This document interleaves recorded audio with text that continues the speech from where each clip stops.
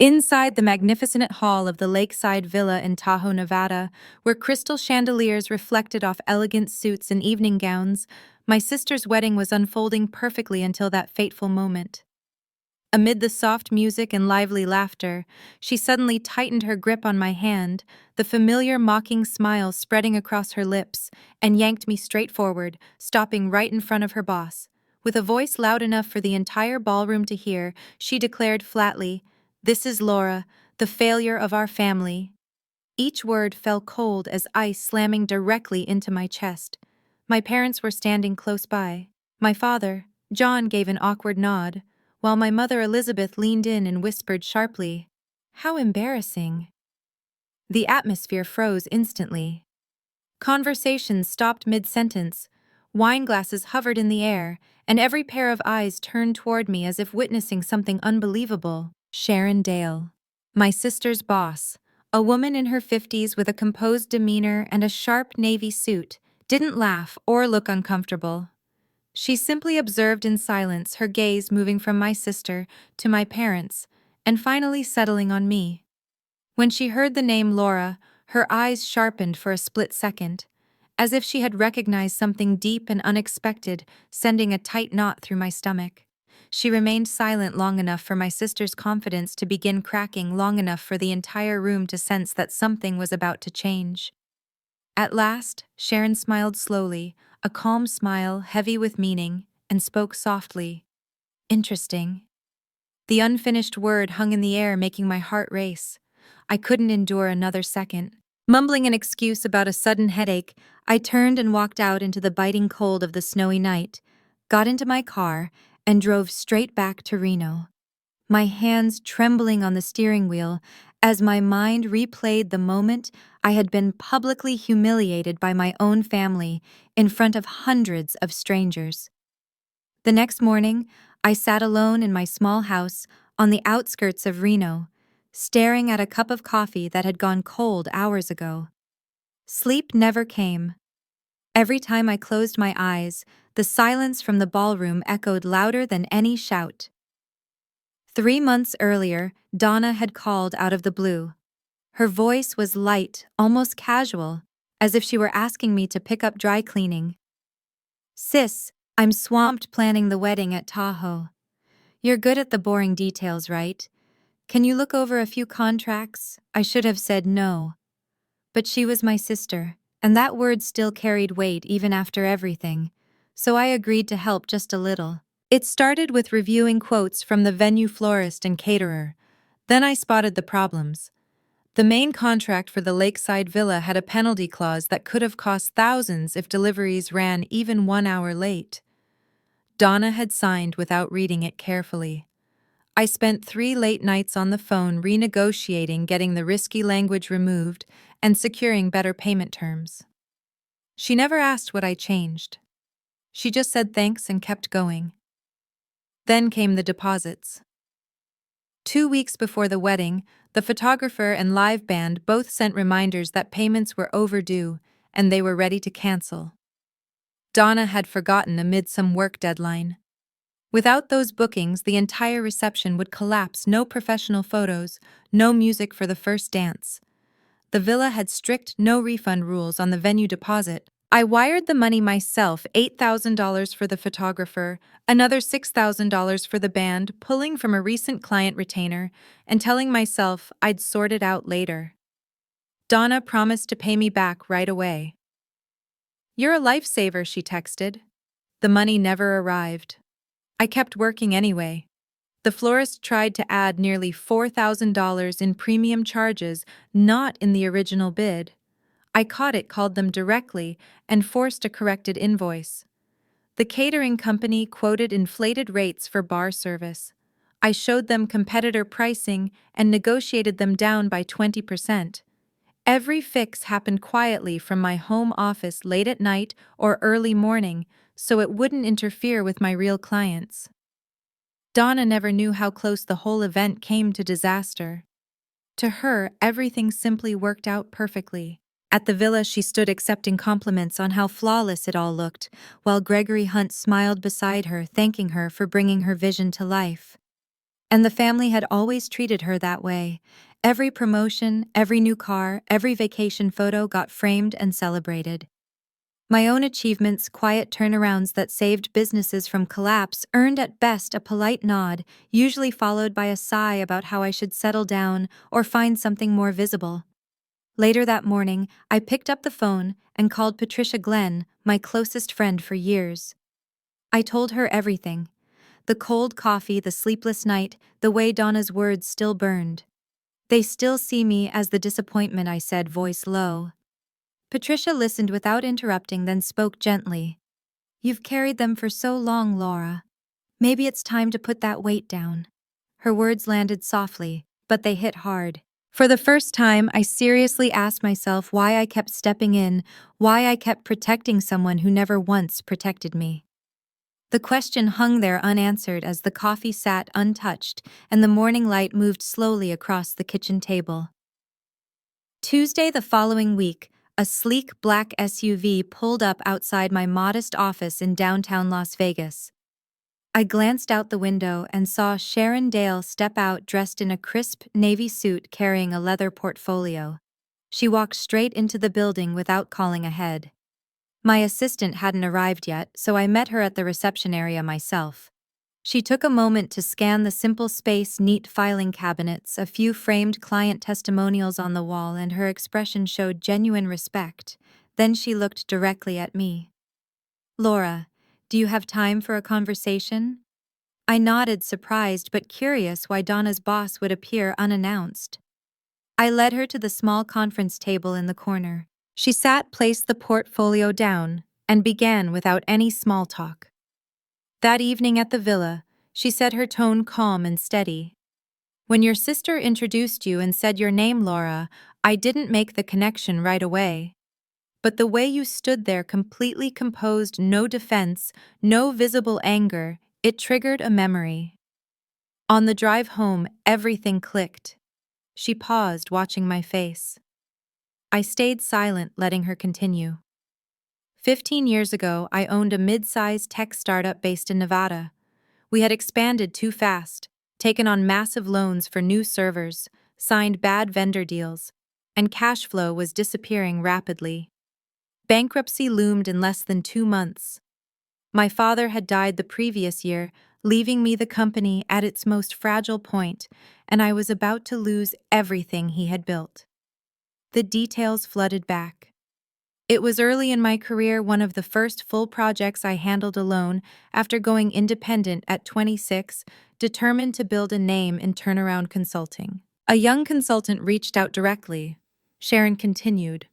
No referrals, no upfront fee discussion.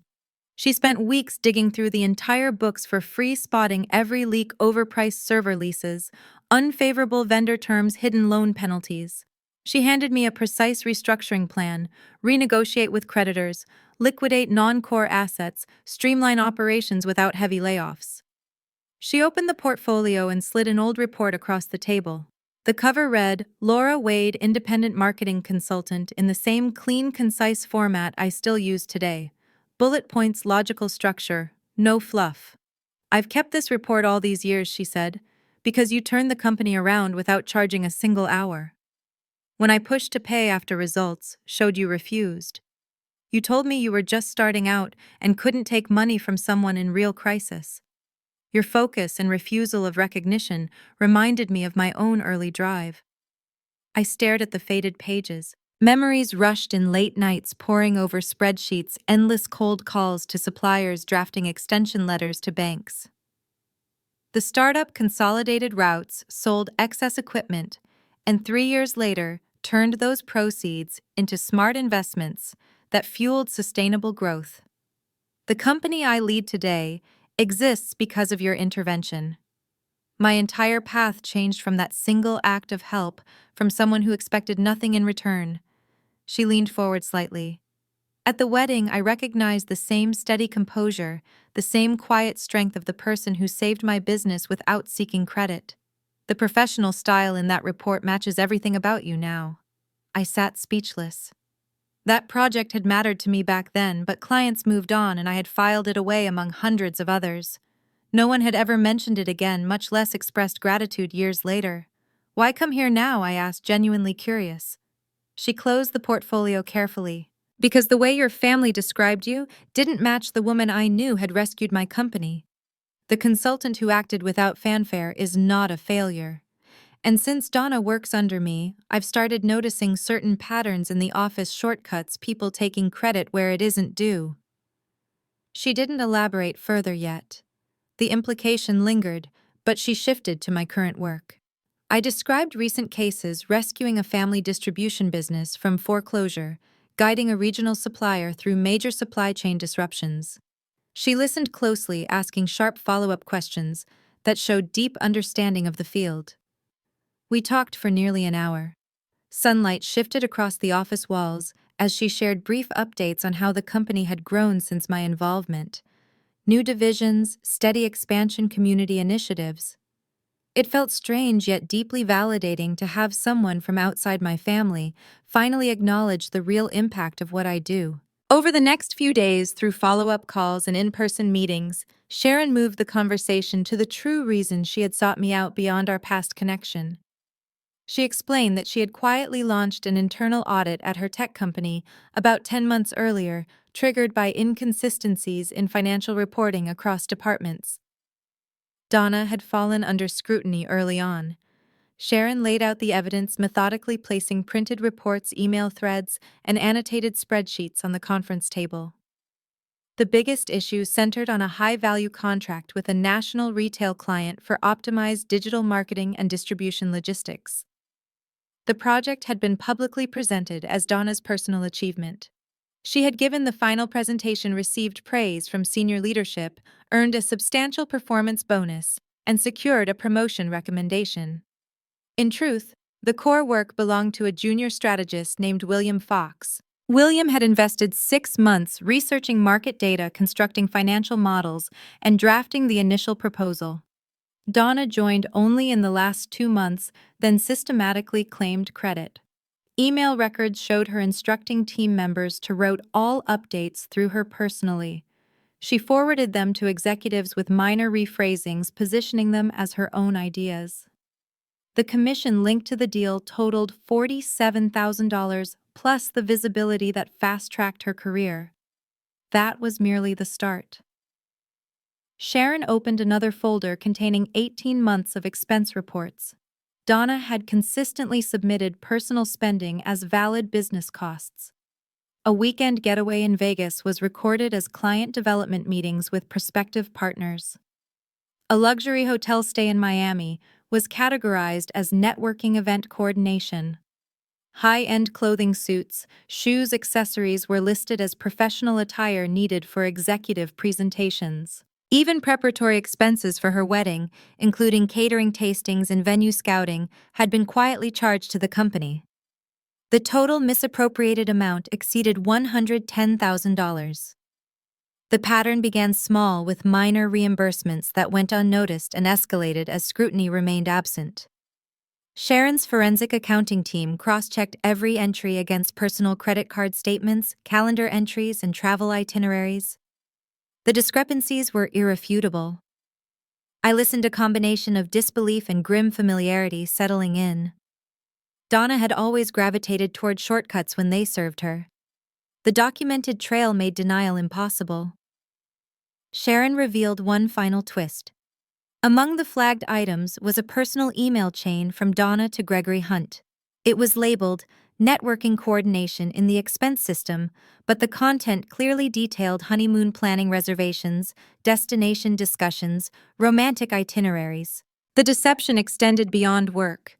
It had seeped into her marriage, drawing her new husband into the falsehood. The kind of lie that doesn't just end a job, it can end everything she built at home, too. Sharon then placed the formal contract proposal in front of me. The terms were straightforward. A 6-month engagement, $250,000 in compensation with options for extension based on outcomes. The scope covered auditing overlapping departments, recommending operational efficiencies, and overseeing financial integration without bias. I examined the document thoroughly. The project required substantial commitment, site visits, data analysis, stakeholder meetings, But the compensation surpassed what I typically earned in an entire year. More significantly, it offered a chance to scale my expertise working directly with an executive team that already valued my background. I can't be involved in any decisions about Donna personally, I stated clearly. Sharon nodded. You won't need to be. The evidence is independent and will stand alone. Your role focuses solely on the restructuring. I took a few days to assess how the engagement fit with my current client commitments. I ran preliminary projections, evaluated travel logistics between Reno and headquarters, and considered the broader impact on my practice. The opportunity was significant, and the trust Sharon extended felt profoundly affirming in a way few experiences had. During our final call of the week, Sharon mentioned one additional point almost in passing. While conducting the broader audit, her team had observed some unusual financial transfers that appeared unrelated to company operations but connected to family accounts. I've noticed a few irregular patterns involving funds tied to people close to Donna, she said, choosing her words carefully, nothing conclusive yet, and I'm not prepared to draw conclusions without full context, but it's something I thought you should know. The suggestion hung there, implying layers beyond workplace misconduct. I didn't push for more details. The contract stood firmly on its own merits. The following day, I signed the agreement and returned it electronically. Sharon responded with immediate appreciation and outlined next steps: initial data access, scheduled site visits, and an introductory meeting with key department heads. For the first time in years, a major professional opportunity had arrived because of my proven record, not despite family perceptions. The work ahead promised real challenge and meaningful growth, and I felt prepared to embrace it. A few weeks later, my phone lit up with Donna's name on the screen. I let it ring twice before answering. Her voice cracked with urgency. We have to meet now. It's serious. We settled on a small cafe downtown Las Vegas, far from both our workplaces. She arrived looking wrecked, hair messy, eyes bloodshot, blouse wrinkled, no makeup, no trace of the confident woman from the wedding. She dropped into the chair opposite me without ordering and dove right in. They're digging deep: expense reports, the retail contract credit, it's escalating fast. Sharon's team wants statements from anyone who knows my workflow. I remained quiet, watching her. You've seen some of my materials before, quick feedback on slides. If you could just tell them we collaborated, bounced strategies off each other, it would mean everything. Family stands together, that's how it's always been. Her tone mixed desperation and entitlement, the same mix I'd heard since childhood. I'm not lying for you, I replied flatly. Her face twisted. You owe me this much. Mom and Dad built everything around me. You can't stand by and let it all collapse. I don't owe you deception, and I'm not getting involved. She leaned forward, gripping the table. This could destroy my career, my marriage, everything Gregory and I planned gone. Do you really want that on your conscience?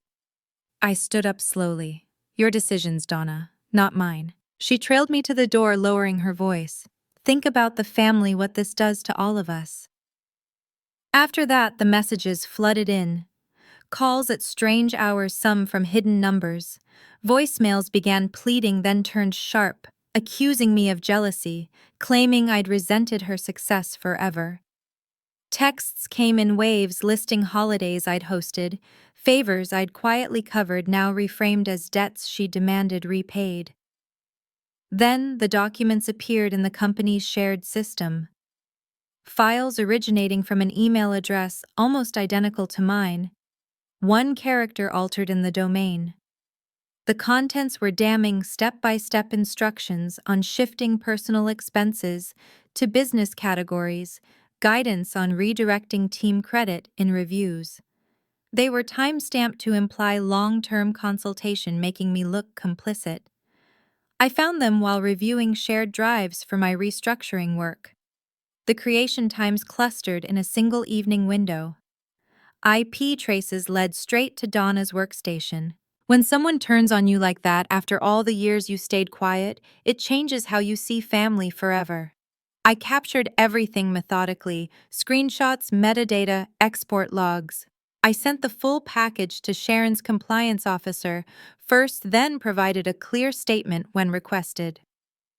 That same afternoon, I called Patricia Glenn. She answered immediately. I laid out the cafe confrontation, the accusations, the fabricated files, the escalating threats. Patricia's response was steady. Document every single thing. This is your line in the sand now. Her words cut through the noise and settled something deep inside me. This wasn't just business anymore. It was personal now. The response arrived almost immediately. I received an invitation to observe the disciplinary hearing from an observation room with one-way glass due to my contractor role and direct connection to the evidence.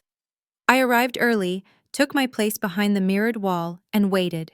Donna entered the conference room, appearing composed at first, suit-pressed notes neatly arranged. The panel consisted of Sharon Linda Tate, the HR director, and James Dunn, in-house counsel. They moved forward systematically, projecting evidence on the large screen, mismatched receipts, altered project timelines, and the fabricated documents attempting to implicate me. Donna started with explanations citing intense deadlines leading to categorization mistakes and team dynamics where credit naturally rose upward. When questioned on details, she pivoted to emotion, her voice breaking as she described overwhelming stress from wedding preparations, performance pressure, and the burden of family expectations. The panel stayed unmoved.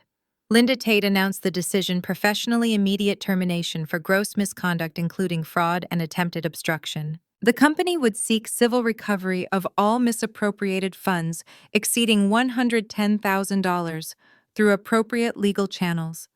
Given the intentional scale, authorities would be notified for potential criminal prosecution. Security entered promptly. Donna collected her belongings into a standard box, escorted out via a side exit. Her face remained blank as she passed the glass, unaware I sat watching. I left the building soon after, driving home along familiar routes. No surge of triumph rushed through me. No joy in witnessing her downfall. Only a deep, icy relief, like finally exhaling after holding my breath for decades. The consequences belonged to her, shaped by choices she made, without thought for outcomes. I felt no desire to celebrate, just the calm awareness that long-standing patterns had shattered, creating room for something clearer. 2 months later, a handwritten invitation arrived from Aunt Joan Reed, requesting the entire family for dinner at her home in the Reno suburbs. I almost declined, but the note included a personal line: "It's time we talked openly. Please come." The evening was cool when I arrived. Cars lined the driveway, my parents' sedan, Donna's vehicle, 2 cousins' cars. Inside, the dining room table was set for 10, candles lit, the aroma of roast and potatoes filling the air. Aunt Joan greeted me at the door with a firm hug, her eyes sharp at 73. "Thank you for coming, Laura." Everyone else was already seated, Mom and Dad at one end. Stiff postures, Donna beside an empty chair that must have been Gregory's. He wasn't there, cousins Thomas Bell and Susan Lyle with their partners exchanging uneasy glances. Dinner began, politely passing dishes, small talk about weather and holidays. Aunt Joan waited until plates were filled before standing at the head of the table. "I've stayed silent too long," she said, voice steady and clear. "This family has treated Laura like she doesn't matter for years. I'm done with that." Dad started to interrupt Joan. "This isn't—" She raised a hand. "You'll listen tonight, John." She turned to the room. "Let me tell you about the niece you've ignored. 8 years ago, when I was diagnosed with cancer treatment, costs exceeded my savings and insurance. I was ready to mortgage the house. Laura paid the remaining bills, over $40,000. Without telling anyone, she sent the money through the hospital foundation. So I wouldn't know at first. I only found out when a thank you letter arrived addressed to her." Mom's fork paused midair. When Thomas lost his job during the recession and needed capital to start his landscaping business, Aunt Joan continued, looking at my cousin, who provided the interest-free loan that got him through the first year. Laura, $20,000 repaid slowly over time, no pressure. Thomas nodded slowly. Eyes down, "She told me not to tell anyone." And Susan's husband when his tech startup was failing and they faced eviction, who covered 6 months of rent quietly the same person. The room grew quieter, no one met my eyes. But the worst, Aunt Joan said, voice tightening, is what happened with your grandfather's education fund. He set aside money specifically, one share for each grandchild. Laura's portion was $50,000 intended for her college and early career. John and Elizabeth, you withdrew it all and redirected it to Donna's accounts for her private university tuition and first apartment. Dad's face reddened. That money was invested for the child with more potential. Aunt Joan cut in. You decided Laura had none, so you took what was hers. Mom's voice was weak. We thought she'd manage on her own, she always did. Donna needed the boost to succeed. Donna spoke up. Defensive times were tough. We all made sacrifices. Laura turned out fine anyway. Aunt Joan looked at her directly. Fine, while you used her inheritance to build the life you flaunted, and now after everything that's happened at work, you still sit here acting entitled. She shifted uncomfortably. That's separate bad luck at the office. No one responded. The cousins exchanged glances, clearly uncomfortable but not contradicting her. Watching the people who raised you finally face what they did. Some things you can never unsee. Aunt Joan addressed the table again. Laura never spoke up because she doesn't need validation from any of you. She built her life on her own terms, but I won't allow this family to keep calling her the failure. She sat down. The silence stretched. Dad cleared his throat, started to speak, then stopped. Mom dabbed her eyes with a napkin. Donna pushed food around her plate. I stayed quiet throughout. The revelations weren't new to me. I had known about the fund for a while now, but hearing them spoken aloud in front of everyone shifted something. Dinner ended awkwardly. People left soon after dessert. Murmurs of goodbyes, no lingering conversations. Aunt Joan walked me to my car. I had to say it, she whispered, for you and for the truth. I hugged her, thank you. 1 year later, I made the decision final. I changed my phone number, updated every professional contact, and set strict email filters to block anything from family addresses. Letters arrived and went straight into the shredder. Social media ties severed, no explanations, no goodbyes, just complete silence. The restructuring project wrapped ahead of schedule. The subsidiaries now operated leaner, more compliant, and significantly more profitable. Sharon offered an extension, an ongoing advisory role at the executive level, complete with equity options. I accepted without hesitation. My firm expanded rapidly. New clients flowed in through referrals from her extensive network. For the first time, my work scaled to match my true capabilities, completely free from old shadows. I moved into a larger office in downtown Las Vegas, hired 2 sharp associates, and began taking on selective pro bono cases, helping small businesses in crisis. The way I once started one recent case involved a determined entrepreneur in Vegas who had quietly shouldered her family's burdens, while they dismissed her efforts, a black sheep like me finding her way. The days felt purposeful, unburdened. Word filtered through distant channels about the others. Donna and Gregory Hunt separated quietly, then divorced. The financial scandal had shattered their marriage beyond repair.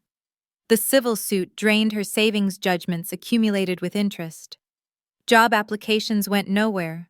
Background checks exposed the termination for misconduct. She took whatever contract gigs she could find, low-paying, unstable. Eventually, she moved to a smaller town, hoping distance would bring a fresh start, but rumors followed her through social media. Acquaintances shared updates, whispers spread relentlessly. Mom and Dad remained in the same house, quieter now. Holidays passed without gatherings. Occasional updates from mutual contacts mentioned regretful conversations, attempts to reach out through cousins, messages I never received a second time. They aged visibly in photos I didn't seek out. Dad retired early, health complaints increasing steadily. Mom volunteered more, filling empty hours with activities that couldn't fill the silence. Neither found a way back into my life because I no longer left the door open. I didn't track their struggles closely. No satisfaction came from knowing the consequences, only the steady knowledge that my boundaries held firm. Some evenings driving home through Reno streets, I thought about the years spent proving worth to people who refused to see it. The energy once poured into fixing things for others now fueled my own path entirely. True kindness, I learned, finds its own direction when not twisted to earn approval. Toxic favoritism eventually consumes itself, leaving those who practiced it isolated in the ruins. Cutting ties completely wasn't cruel. It was the only way to protect what I'd built and keep moving forward without carrying their weight anymore. Sometimes walking away is the only way to breathe again, and when you do, life starts feeling like yours. The lake that hosted her wedding now symbolized my freedom. Every time I drove along Tahoe's shore, the water calm under the sky reminded me that endings can be beginnings in disguise. I learned that setting firm boundaries isn't cruel, it's essential for growth, teaching us to value our worth without needing family approval. True kindness finds its direction when it's not twisted to earn love that was never given. Thank you all for taking the time to watch the video. If you found this story meaningful, don't forget to leave a comment, sharing your thoughts, and subscribe to the channel so you don't miss any upcoming videos.